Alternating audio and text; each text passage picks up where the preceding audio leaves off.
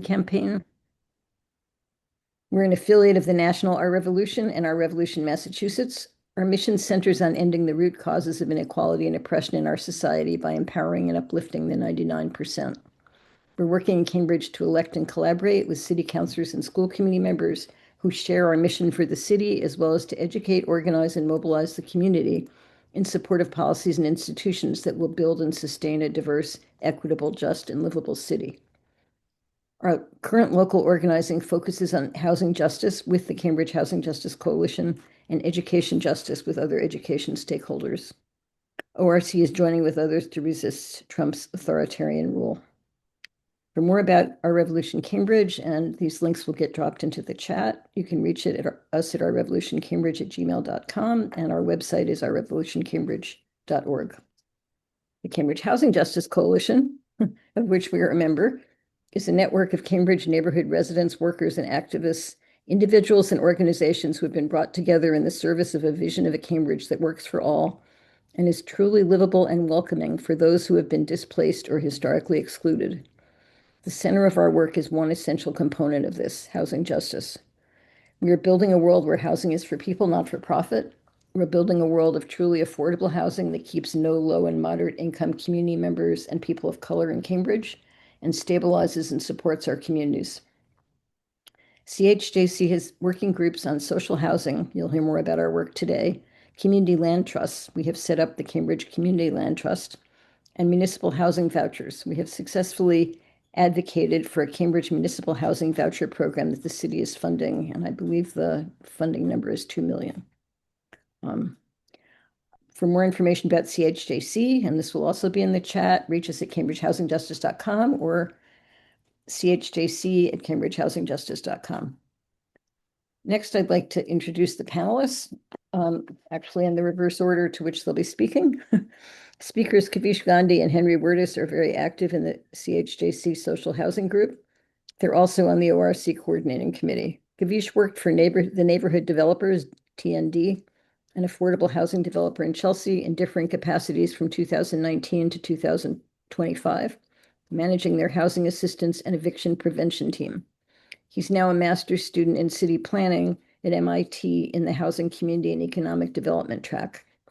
Henry is co-chair of Our Revolution Massachusetts. He has lived in Cambridge for 55 years and worked on housing issues for a long time. He is a passionate supporter of social housing. In his day job, he is a biomedical scientist studying the immune system. Okay, so that's the panelist. Our plan is they have a slide presentation for you. We're going to do the whole presentation, and then we'll open up the forum for discussion. And when that time comes, and I'll remind you, the optimal thing would be to raise your virtual hand. If you're somehow in a situation where you can't do that, I'm going to ask you to raise your actual hand, and I'm going to hope I see you, or the other audience members can help make sure that I see you. So with no further ado, I'm going to get started, and it's over to Henry and Kavish.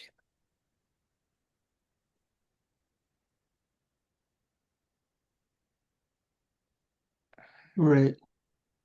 Just what you wanted to see.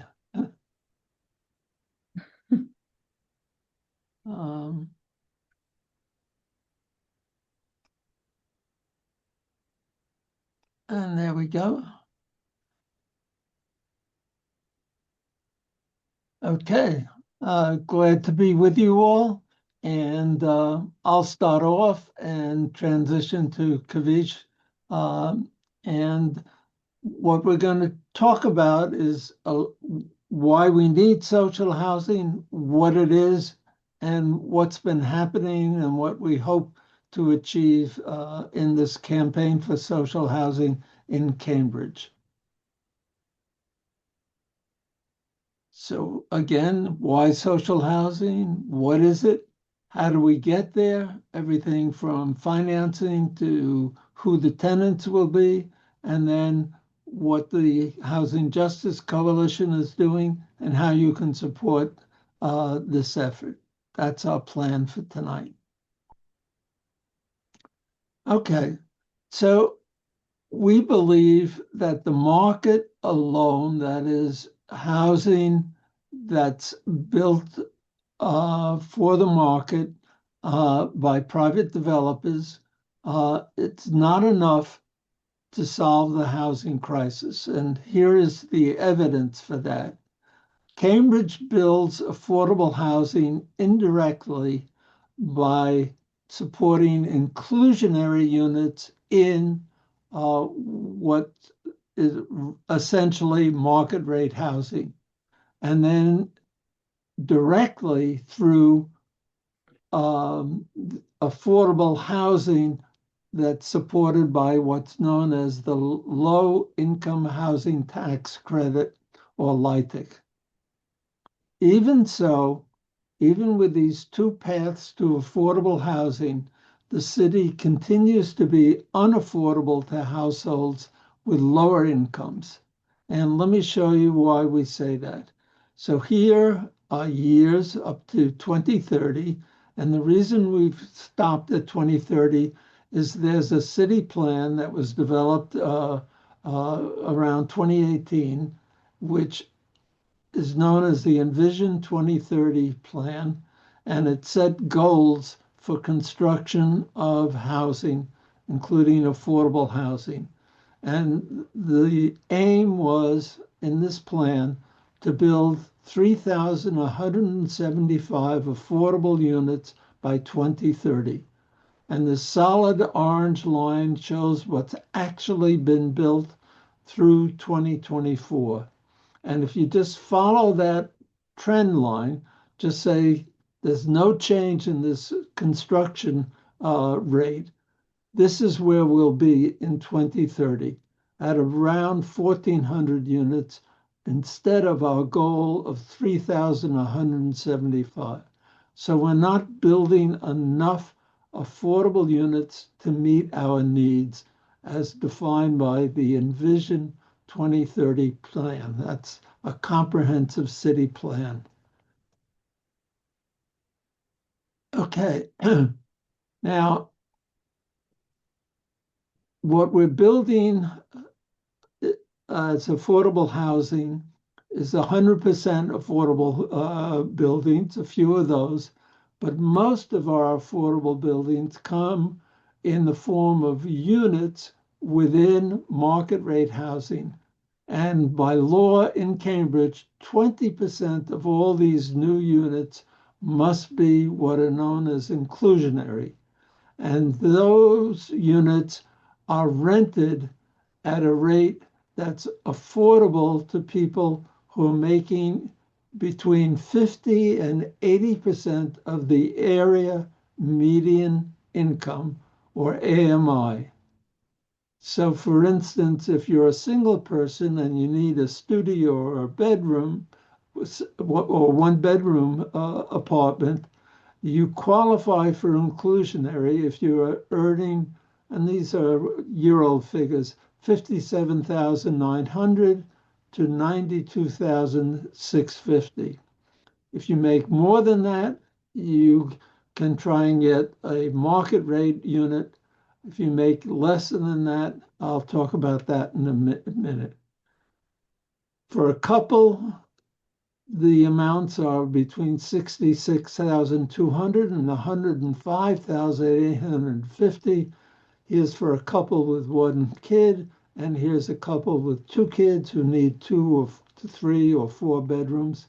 And you can make up to 132,300, but must make at least 82,700 as a couple to qualify.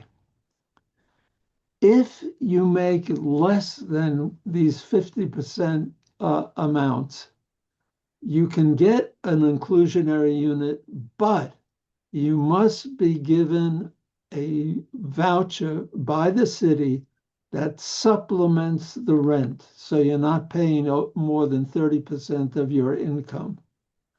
The challenge is that all current vouchers have been distributed, and new state or federal vouchers are not forthcoming as far as we can tell at all. So that means that no new households making less than 50% are going to be able to get an inclusionary unit in any new housing that's built as inclusionary housing. All right, let's look at our total housing construction. Here in Cambridge, the Boston area, at the state level, federal level, wherever you look, housing construction is down.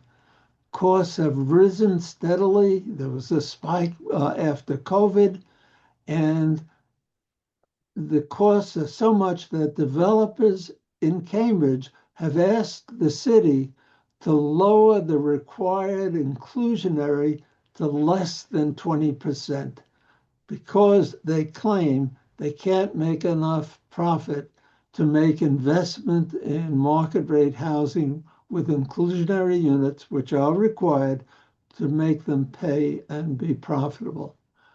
In any case, if we look at our progress towards the housing goals set in Envision, we plan to make 12,500, but you can see by this trend line, we're not going to get anywhere near that. We're not going to get to 50% of that.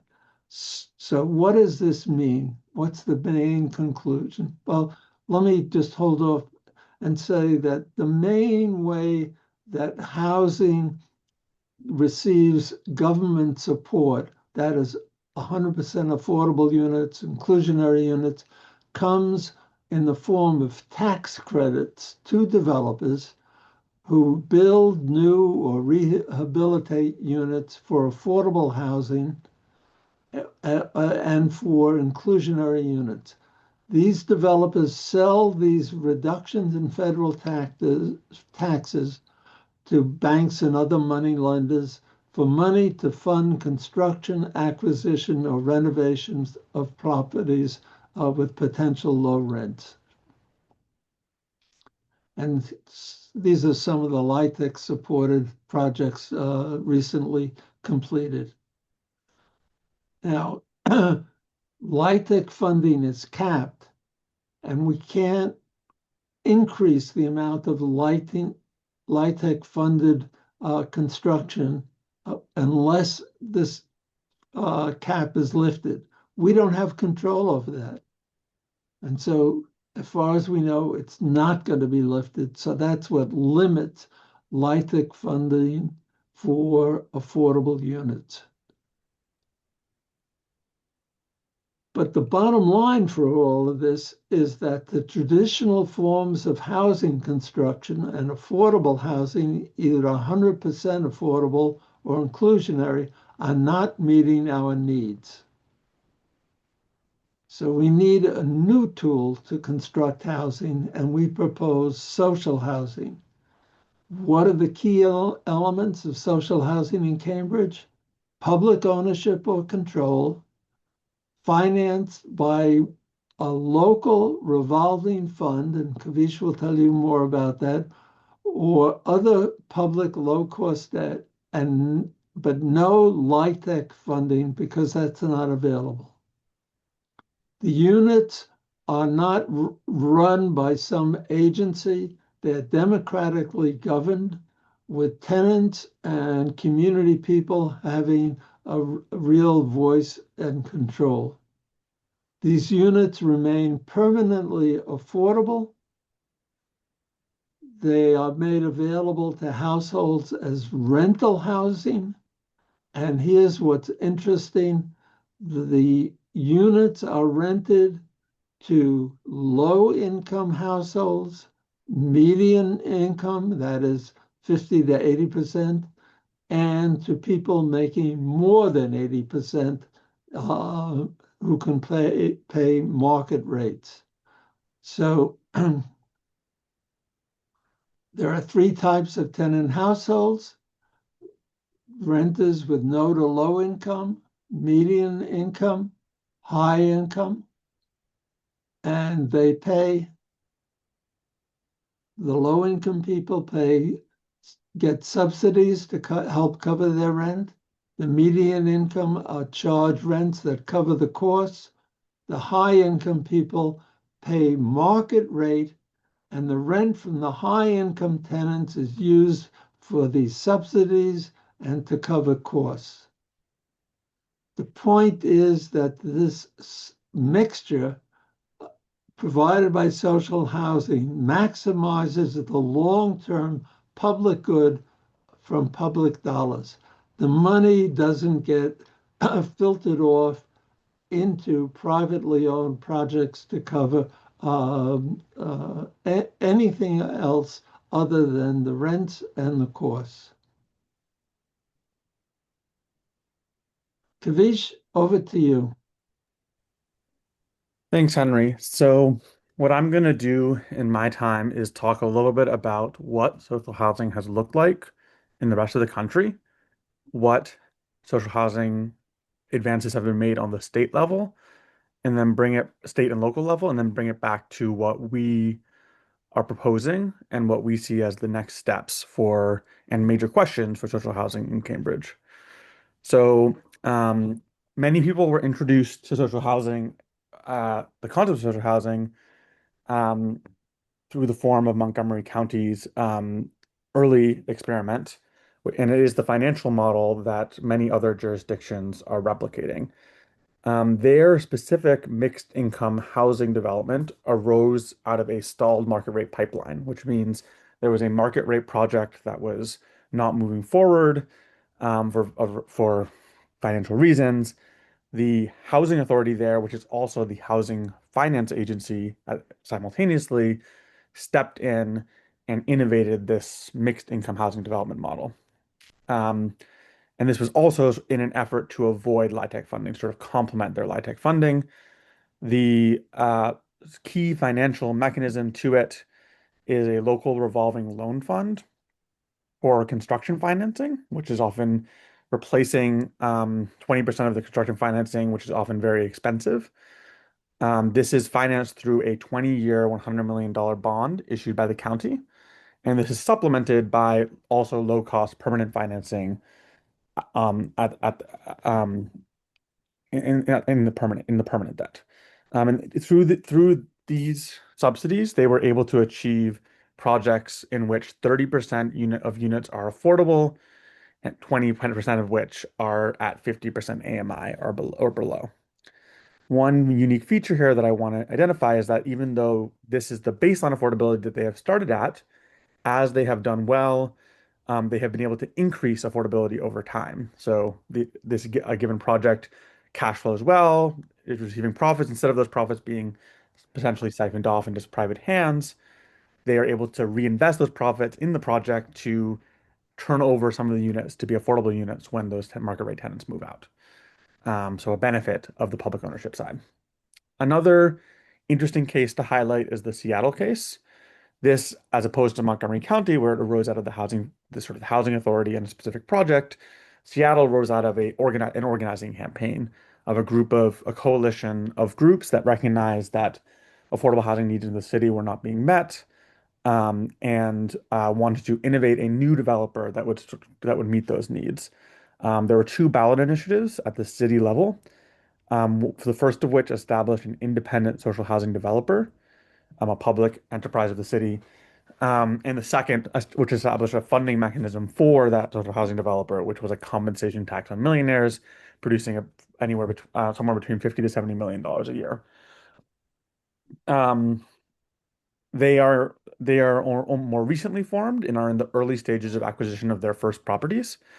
But just to highlight a few unique elements, first is, as opposed to Montgomery County, they are explicitly adopting the term social housing and sort of pushing forward this idea of long-term public ownership as the long-term goal.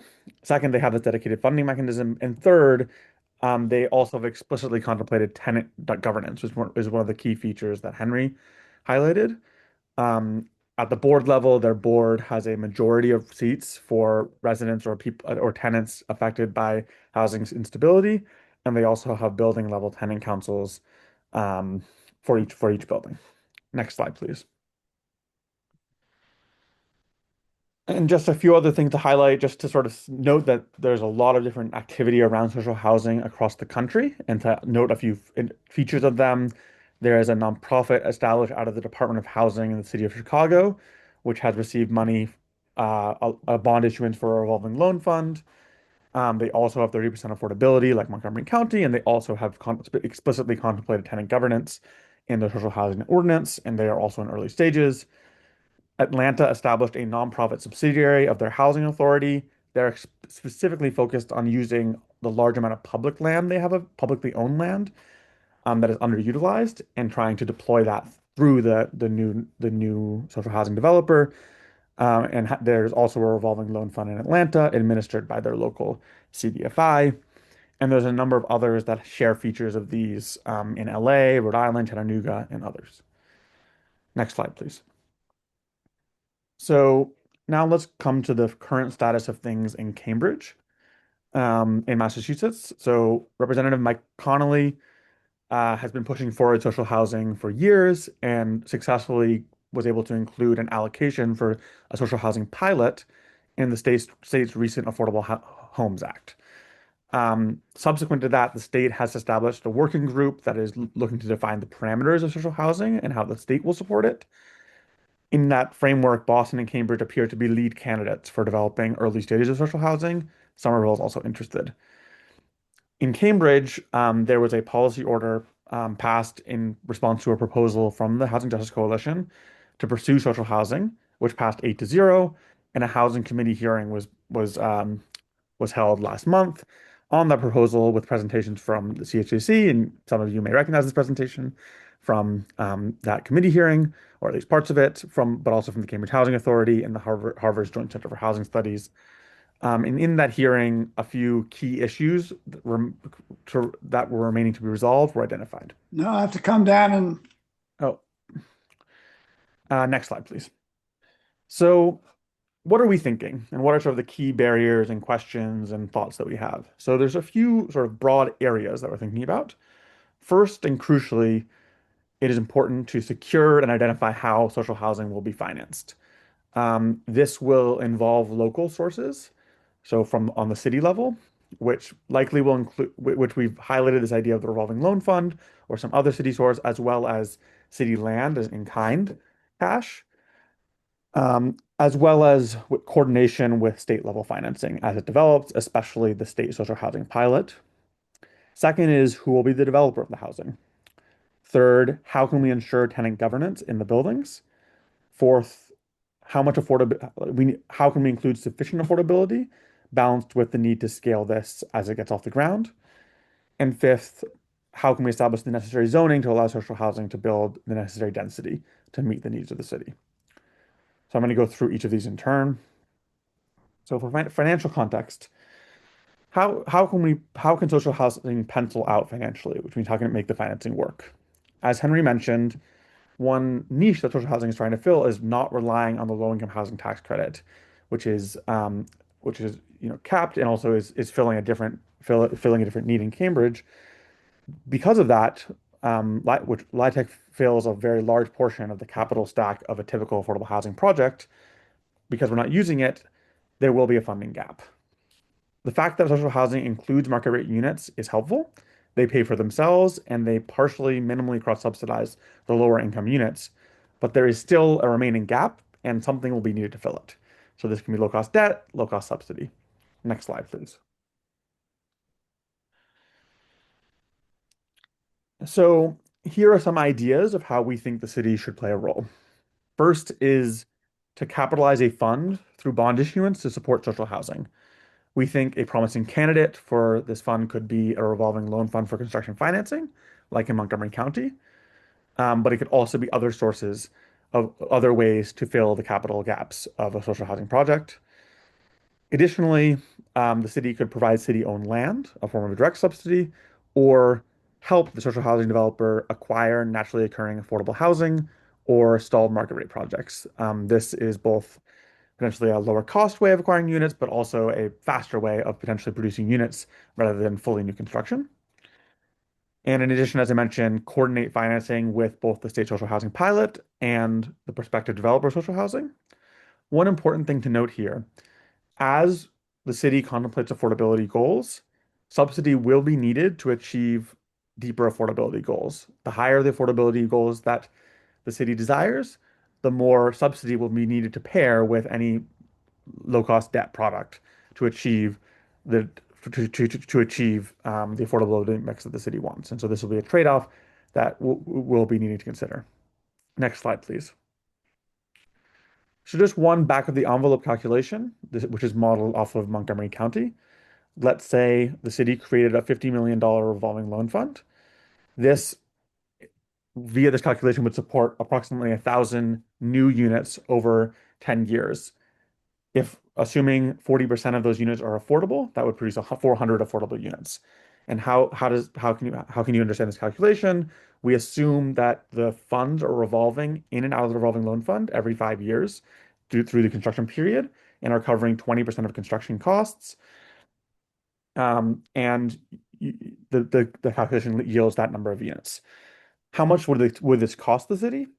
That would depend on the interest rate that the city demands back on the construction loan. But just as an example, Montgomery County has established a $100 million fund, as I said, with a 20-year bond, and is paying a net cost per year of $2.7 million. Next slide, please. Next, the options for the developer. One promising option is the Cambridge Housing Authority. They presented at the Social Housing Committee hearing, and they have expressed direct interest in the prospect of developing social housing and are themselves a public housing authority.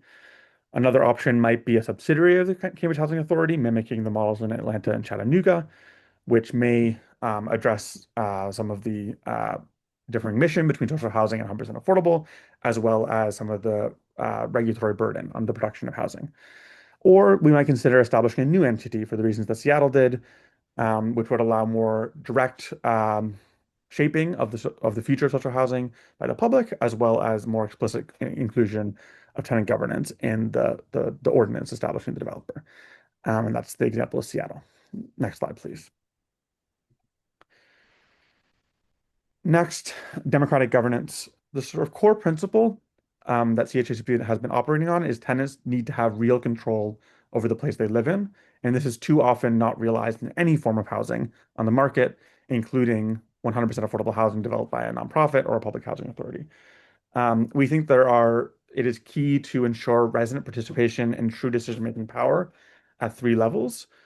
The building level, which involves day-to-day maintenance, quality of life budgets, management of the building. The management level, oversight of the property manager who maintains the properties, and agency level, the shaping the priorities and policies of the developer of social housing. There are different ways in which these have been codified in cities like Seattle and Chicago. We recommend drawing from those lessons as well as lessons throughout history about how to achieve tenant governance.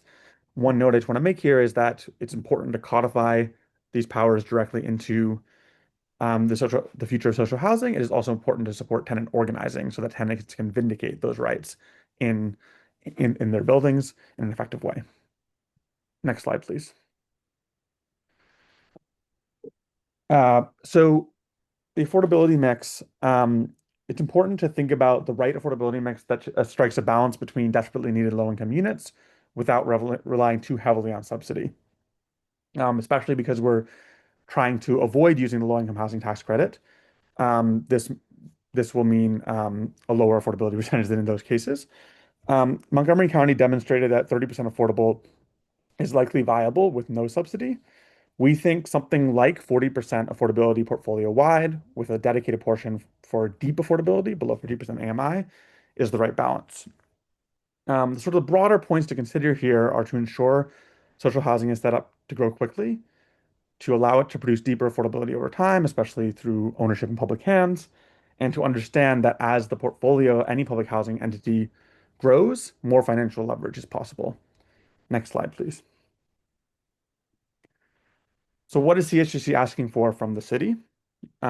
We want the city to commit funding in the FY27 budget through a bond issuance to support social housing. We also want a specific concrete social housing proposal to be developed. I didn't mention this before, but the state is considering including an allocation in their capital budget pursuant to the social housing pilot in the Affordable Homes Act in their June 2026 budget if there is an actionable project in front of them. And we think that Cambridge should try to move forward to have that project ready. Um, Along those lines, we think it's important for the city to establish a social housing task force. This was something that was mentioned at the hearing in December, including all of the stakeholders that should be at the table, that meets over the next number of months and produces a report that addresses remaining outstanding questions. And specifically, we think it's really important to address procurement requirements and other regulatory barriers that would inhibit a public entity producing social housing in a financially viable way. Next slide, please. Sorry for the cutoff here, but this is just summarizing what have we done to accomplish social housing so far. Last year, we wrote a two-page proposal that's included the outline of the current key elements of social housing, which are permanent affordability, true tenant governance, and public ownership. And we circulated that proposal to councilors. We then wrote an op-ed based on it, published in the Cambridge Day, and pushed social housing to be included in the 2025 election season, and got some of our champions of social housing elected. We successfully pressed the council to pass a policy order in September 2025, committing the city to study and advance social housing, and then presented at the Housing Committee hearing from that policy order on social housing together with the Joint Center. Right now, we are actively meeting with councilors and other stakeholders and hope to establish a social housing task force, include social housing in the FY 2026-27 Cambridge budget, and move forward an actionable proposal for social housing for the June 2026 state pilot. Next slide, please.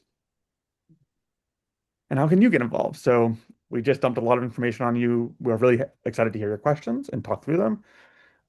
If you want to get more involved yourself, we're really excited to have more members working with us in social housing. We're a small but mighty group. If you are interested in doing so, please reach out to me at my email address here, which I'll also put in the chat. If you also think that this presentation was really helpful and want to share it with other people, please invite us to present to a group that you're a part of. We're happy to arrange that, and please again reach out to me. And finally, please pass along the word. Social housing is really exciting. It's a new sort of concept that I think has a lot of traction on many levels, and we just keep talking about it with your neighbors and spreading the word. I think that's it. So next slide. Thank you. So if we can come back and see everybody, yeah, that's just great. If you have questions, I would ask, I see there's one question in the chat. If you could just raise your virtual hand to ask that question. By the way, this doesn't have to be questions. It can be comments, anything that you think would be useful to say at this point. And I'm just gonna start with the people that I see so far. Go ahead, Lee. Thank you. Thanks for the presentation. What benefits would you say market rate tenants would get from living in social housing compared to living in regular market housing? For example, could they or would they still be rent burdened, or would their income and their rent be related?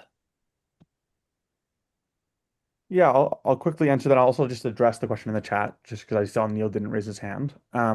So I think that first of all, yes, the rents would be affordable to all who rent in social housing. So at the sort of a market rate tenant would be equally non-cost burdened. The second point is that many versions of social housing have sort of a version of rent control, like in their housing, even for the market rate tenants, you're not subject to the same market pressures where you might have your rent increased 15% year over year. In most cases, social housing developers are not increasing their rents in that manner and often have an informal version of rent control. And this is true of Montgomery County. And also just you're less subject to the traditional sort of fear of eviction that you might be subject to in a market rate building, where your lease might just be not renewed any given year. I'll also just say to Neil's question about our critique, I don't think that we're trying to advance a specific critique of existing affordable housing. We think it's really important and plays an incredible role in sustaining so many families in Cambridge. We think that there are sort of 2 points to make. One is that we're not producing enough. And the primary way that we're financing housing is sort of at the back end. The largest part of the capital stack is this federal program, the Low Income Housing Tax Credit. and we're not able to produce enough through that mechanism. So we're trying to produce another model. The other sort of thing I'll say is that we about that is we do want to see more advancement of tenant governance in all forms of housing, and we think that social housing is a new form of social housing is a way to advance that, and generally speaking, to advance more housing developed by public entities, um, or of all types. So, and then we're really happy about CHA purchasing, acquiring buildings to build more affordable units to the Lesley University question. Um, Okay, Rich, Rich. Yeah, thank you for the presentation. You gave a list of 3 things that people could do. What other things can people do to help make this happen?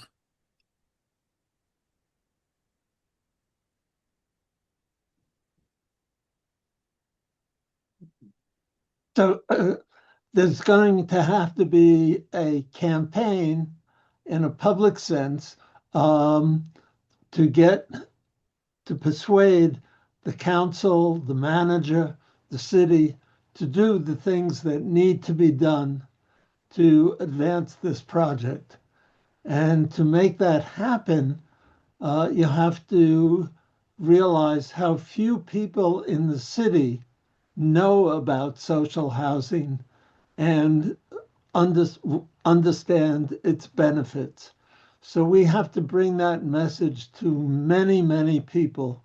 And to do that, that takes labor. That's where we are going to need many more people to help us bring that message to additional households and residents in Cambridge. And that can come by presentations, by leaflets, by word of mouth, by door knocking, all sorts of ways of doing that. But we need lots more people engaged in this effort to bring that message to the residents of Cambridge. That's it. Please. Carolyn. Should I go on? I'll Noah? just say Oh, also wait, sorry. public comment at any future meetings around social housing, reaching out to your counselors when those things come up will always be helpful. We don't have something specifically tonight for you to come to, but we'll definitely be reaching out as those events are in front of us. Thanks. Noah? Yeah, I noticed you mentioned the Harvard Joint Center for Affordable Housing, and they have given a number of conferences. And one that I went to, they had presentations by groups that were doing things already in different parts of the country. And one of the groups talked about investments that weren't how to invest. They weren't specifically talking about social housing, but I think that this has to, fits in very well. So they talked about different financing that isn't the usual stuff that people go for, like underutilized funds, CRA funds that banks have, accessible to low and middle income housing, shared equity model that's used with banks. That's different than just borrowing from them where they exit eventually. I'm not sure how these work. So these are just some notes that I took. Partnerships with hospitals and social services. Let me see. Materials and supplies that are more local than having to pay the cost of bringing them in from far away. Modular systems that are slash costs by 20% and time by 30%. So they had a number of things here, and they talked about models where 15% of the cost is shared by shareholders, 25% by, I can't read my notes, 50% by regional banks, and 10% by something else that I can't read my notes. But I'm sure that the Harvard group would have this information. It was presented when they were presenting the Ivory Prize for affordable housing. And again, there were different groups that presented on different things, but I'm just reading my notes on financing. And these are ones that are already being done, not just pie in the sky ideas. So I would really push them to find out about that Ivory Prize conference presentation because it was extremely interesting. And there was a lot more. I'm not a great note taker, so this is just some of the things that they talked about. And if you want to comment about it, fine. If not, it's just information that I'm passing on. Thank you. Yeah, I'll just briefly say I think the challenge of housing construction and producing enough housing of all types, especially affordable housing by public entities, there's many different aspects of it. So the construction aspect of it with offsite, modular, all of these things, that's a really important challenge. Materials, that's one thing. How we get low cost permanent debt, the bank CRA obligations, that's already something that's been used for years, but I think there's sort of changes to CRA rules and all these things that people have been sort of that's a core thing. How we integrate, so I'll just address the question in the chat with shared equity. I think that a lot of social housing models have been rental housing. I think that we should have conversations, maybe separate from the rental social housing model, but should have conversations around things like community land trusts, which are a form of shared equity, often in home, or not a form of shared equity, but that's a form of home ownership, and or tenant cooperatives and other shared equity models of with an ownership component. I'll just note that often those CLTs and those forms may fill a niche of more scattered site, smaller scale housing, as opposed to larger scale rental housing, as a very rough generalization of where they might complement each other in the market.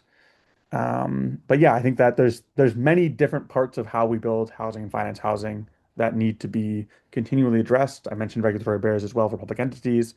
If we're talking about more development by public entities, we do need to make it easier for them or not put additional burdens on them that we don't put on other entities developing, and among many other things. So I'll stop there. Phyllis? You're muted. Phyllis, can you just? Yeah. Yes, thank you. Thank you. So I'm concerned about the major source of and I think you're breaking up, Phyllis. Can I suggest you turn your screen off just briefly? Because I think you're breaking up. turn my screen Turn your off? video off. Just video, yeah. You were breaking Sure. up. Okay, is this better? It's interesting because Yes. everybody else I thought was also, both Henry and Kavish, their voices were broken.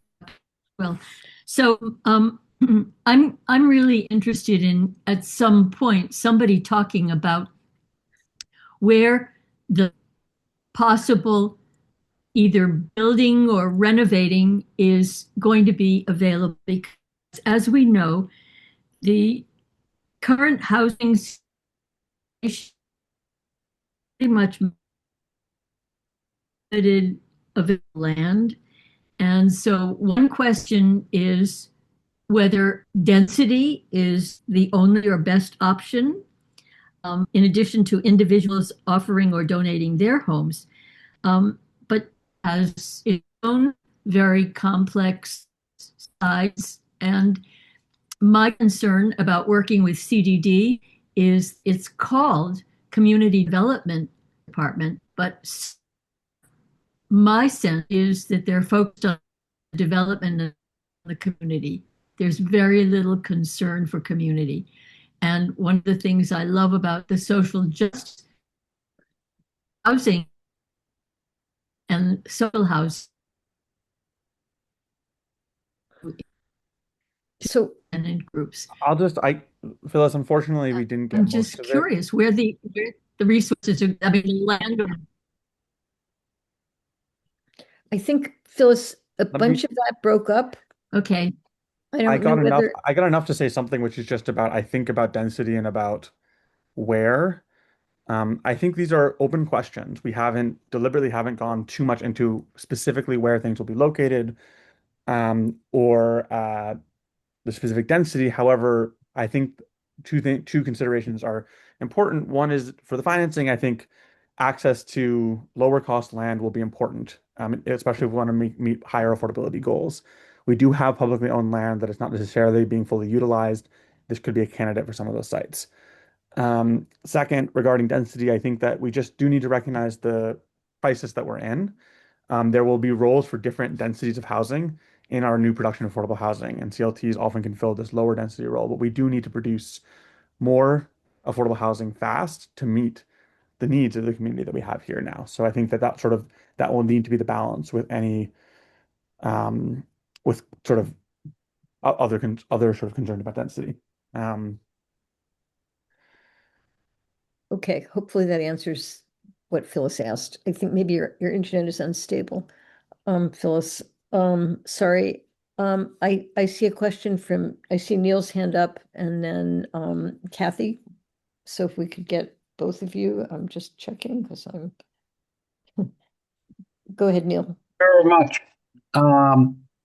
Two-part question. Could you talk about ownership? Who would own it? How would that be structured? We know about for-profit ownership. We know about community development corporate nonprofit ownership. We know about public housing ownership. The other thing has been mentioned about democratic governance. How would that work? What examples can you give from other places, if any? Thank you. Sure. So ownership would be by the entity developing the housing, but what we're proposing is a public entity. So, for example, if a public housing authority like Cambridge Housing Authority developed it, they would retain ownership. In other models, it's often the housing authority or some subsidiary of it that's retaining ownership. That's sort of the public and ownership that we're talking about. As far as democratic governance, I think that in some ways what we're trying to replicate is forms of governance that exist often in cooperatives or CLTs where there is a form of tenant ownership, but in the rental setting. There have been different versions of that through public housing authority history, through different ways in which building level councils have had rights and budgets allocated to them, as well as in CDCs where tenants were organized in tenant councils. I just pointed to in the presentation, I'll point to again, the ways in which Chicago, Seattle have codified their tenant governance in their buildings. They have specifically designated building level councils in a similar way that HUD does, but potentially with more powers, as well as specific either portions of the board or committees of the board that have residents and have oversight roles or policy level roles with at the sort of developer level. So that's sort of the way in which democratic governance would be realized, but you also need organizing on the sort of other end. You just by codifying these things, you also need to ensure that there's sufficient support for tenant organizing and tenant protections that allow that organizing to be carried out without fear. Next up is Kathy. Well, there's also Neil had a question in the chat about what's your view of CHA purchasing the 31 to 37 million. Neil just had a shot, so how about if I come back to... Well, no, so I'm just saying, Yeah, I'm Kavish answered that before, Kathy. You may have missed it. I guess I did. So my question, which you've already touched on a little bit, is the interaction between community land trusts and social housing in terms of timing and impact. I've just been kind of thinking about if you can find the land, if you can get the commitment to social housing, that the time frame of realizing it seems really long into the future, but potentially far more units, whereas conceivably with community land trusts, there are buildings that might be available now, which are smaller numbers of units, but possibly more available. So I was just wondering how to sort of think about that. And I guess the other part too, Kavish, which to me about governance in terms of public housing is not just the lack of it at the moment in regular public housing, but also this whole issue of sort of surveillance of tenants and the ways in which tenants in public housing are really treated very poorly. So those are two different things. Okay. I'll just say really quickly about, Right, go ahead. Of course. so you're right that new construction takes longer as well as achieving financing. I will just say that I think a social housing developer, a public developer, social housing does not need to be constrained to just fully new sites, fully new construction. We see in Seattle that their first properties will be acquisition of existing housing that might otherwise be acquired by potentially a flipper or just another entity, which both helps build their portfolio for future better financing, as well as, in their case, practice building experience with asset management and other things as they are a new developer. But that is a way to acquire acquire units directly and also maybe enter in at the final stage and this is sort of the Montgomery County case where they did enter in midway through a market rate development and therefore it wasn't necessarily the full long-term process of fully new construction.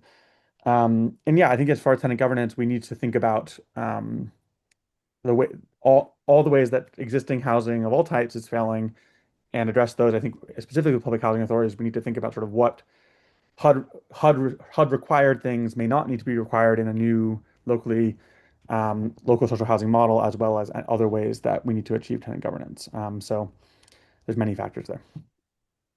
I've got James and then Gerald. I think we're getting towards the end, so go ahead, James. Thank you. Thanks for that, all that information that you've provided so far. I agree about financing certainly being the first problem there, but when I look down the list, I understand and agree with the concerns about tenant governance, but you've sort of tied tenant governance and community, which you've described as democratic control together. The tenant governance, as a model, the thing that it reminds me of is and I'm showing my age here, but in the Lyndon Johnson administration, I'm sure some of you recall the Community Action Program, where the idea was to put tenants or put low-income people in general, or usually tenants, in command of their own living places and their own destiny. That didn't work out so well, in part because of the general community control part of it. And here in Cambridge, I mean, it seems to me that I certainly think there's a lot of support for this in the community, but when it comes down to turning to organized community segments, and this goes to, I think, Phyllis's and a man who spoke later, I lost his name. The concern would be that community groups here in Cambridge will say that, yes, we support housing, we support more affordable housing, but generally their effort is in the direction of stopping it. There have even been some subsidized housing tenants groups that have opposed other more subsidized housing at other locations. I know this is further down the line in your sort of the timeline of your plan, but I unfortunately see it being a problem at some point. If anybody wants to comment on that or has some ideas, that would be helpful.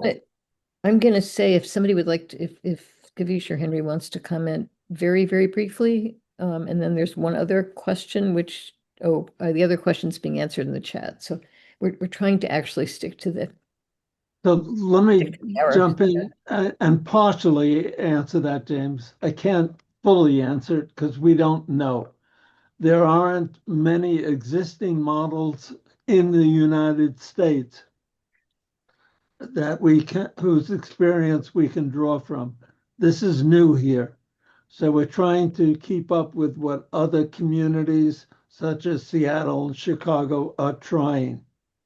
So Seattle, they have a board, 7 out of 13 members of the board are tenants. The other 6 are divided, community and government. I think it's a mistake to think of community as homeowners only. Some of the community reps will be regular tenants in other buildings. So while we don't have a proposal, I think to meet the issues that you raise, we're going to have to think of a model in which communities are really represented and that we don't mistake community as equivalent to local homeowners. That would be a difficult challenge if that was true. So this has to be worked out. As you say, it's a big challenge, but it's not the first thing we need to do. We have to work on it. The first thing is funding, so we know that we can have a social housing pilot when the time comes. I'm done. Kavish, did you want to add more? Kavish has the last word here, and then I think we're going to wind up. I would say that there's another question that was raised in the chat, and if you look at the chat, there's a lot of interesting conversation back and forth on that. Go ahead, Kavish. Yes, and sorry, Gerald, if you would like to reach out, I'm happy to talk through the numbers more. But just gave a brief justification of the calculation that we presented in the presentation. It's really just how Montgomery County has financed things and just mirroring that.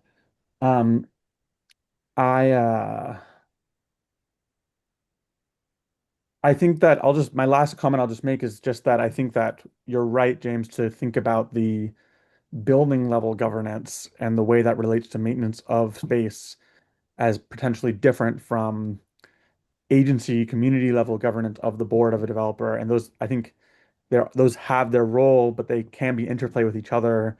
They one might be deemed more important or higher priority. I think that I don't mean to blur them all together. I'm not sure if that was the point that we were making, but I will just say that we're sort of aware that those are distinct things to advocate for. They have different characteristics, and they will achieve success in different ways. And you're right that past models of tenant control have failed for different reasons, and that's sort of another history within public housing. But there's a good series of books that I recommend by Lawrence Vail at MIT on the history of public housing that has a large component of it on governance and sort of the reasons and sort of analysis of history of success within different public housing authorities.